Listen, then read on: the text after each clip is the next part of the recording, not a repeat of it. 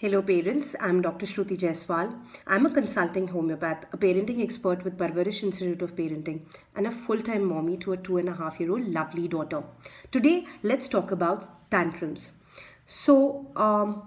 Imagine this scenario. You're out in a party and your daughter throws this full-blown fit of anger when you refuse to let her have her fifth piece of pastry that evening. There she is, all lying on the floor, howling, screaming on the top of her lungs, and basically doing everything to embarrass you like a pro. What do you do in such a scenario?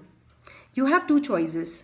Either you comply to her demand, but when you do so, you're actually giving her a golden key. Every time she wants to get something done, she only has to replicate this behavior and bam, things go her way. Or you can act with a little bit of prudence and a little bit of patience, and you can set precedents for future events. So let me tell you the quality of a tantrum. Okay, a very basic quality of a tantrum. A tantrum needs an engaged audience to survive.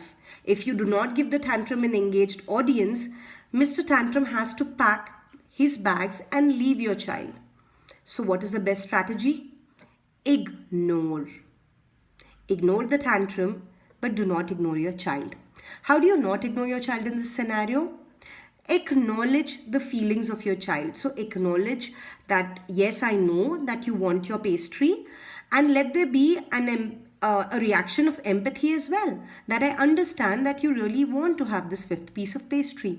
But then set your tone and be assertive about it. But I'm sorry, darling, you will not get this piece because your tummy will not agree. Now the child can be in a full-blown scene.